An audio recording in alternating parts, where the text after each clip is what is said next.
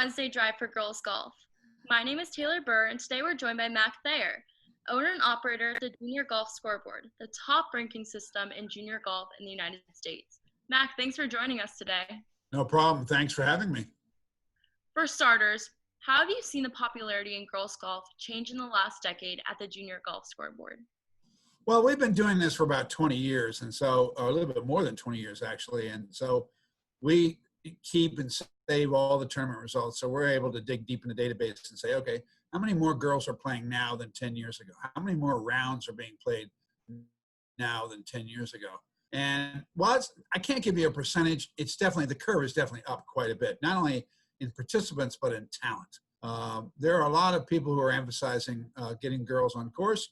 The LPGA girls program is obviously one of them. The AJGA for years has done a great job trying to recruit girls to play. Tours like Mike Parker's Peggy Kirk Bell tour, it's just girls. Guys can't play on that tour. So it's been up quite, it's up. I would say from 10 years ago, probably 20%.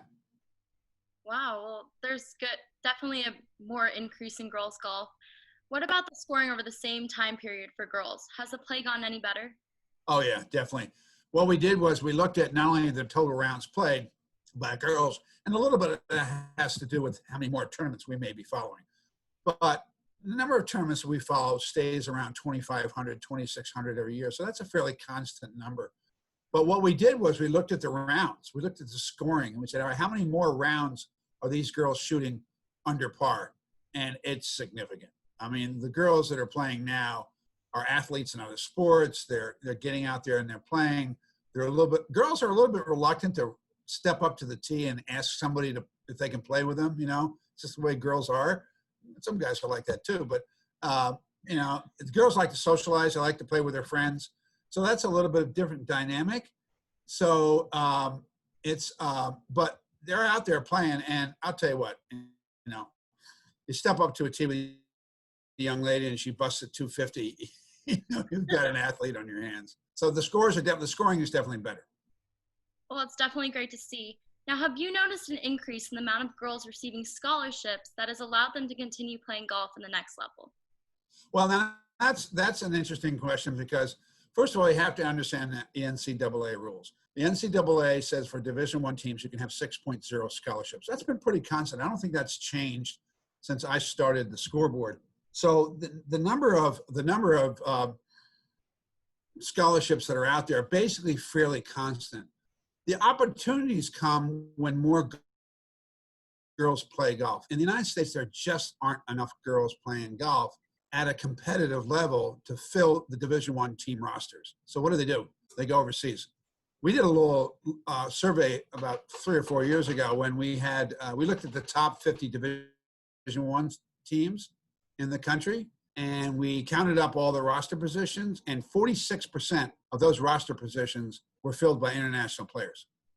So if there's an opportunity for girls, it's to continue to play, to more girls to continue to play, to get those scholarships, which would make more of them be able to play on Division I teams and Division II teams. Right. Well, hopefully these opportunities will help increase the play in sport. Is the average age for all junior golfers about the same, getting older or younger over the last decade? Well, you know, competitive junior golf is basically under the age of 18 or 18 and younger, and not yet in college. So if we take all those young people, they can consider that to be the junior golf population. If you're talking about the 13 to 18-year-olds, probably not much of a change. I mean, there are more girls playing, yes. But where I really see the potential is the younger kids. When you've got U.S. kids out there doing some things, the PGA Junior League has been a tremendous success. Hats off to the PGA of America for organizing all that and getting it going. Might take a little dent this year because of the coronavirus, but that has been very successful at getting younger kids. So I think if you talk about the younger age bracket of the junior golf world, meaning let's call it 12 and under or 11 and under, I think there's definitely been some increase there, but that's just me guessing. I don't have any hard data to support that. I just know that program has been pretty darn successful. Well, last question. For the girls considering playing junior golf, why would you tell them to go for it? Oh my gosh. I tell parents, I tell parents, get the girls out there playing and you're not paying for college. It's really simple. And even if you are paying, you're paying, I mean, that's after tax dollars when you start paying writing tuition checks. So I tell them, if your daughter can get out there and low 80s, high 70s, they're going to have a very good chance of having a significant amount of their college paid for. The opportunities there are extraordinary.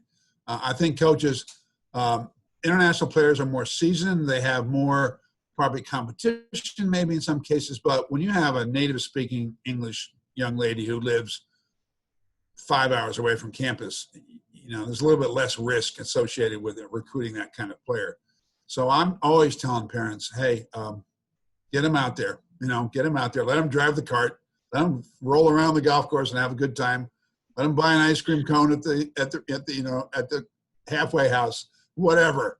But if you do that and they get hooked, they get hooked, and that's what golf is about. You get hooked. You're going to create, first of all, on behalf of the whole game, we're going to create a golfer for life. You get a competitive junior golfer out there, boy or girl, and they're playing any number of tournaments. The likelihood that they are a golfer for life, hello USGA and everybody else, is higher. So that's true with the girls too. And I think that, oh yeah. Hey, mom and dad, get your daughter on the golf course because you know what? There's a lot of good potential there. Well, Mac, thank you for coming on the Wednesday Drive for Girls Golf. I'm Taylor Burr. Have a great day. Thanks, Taylor.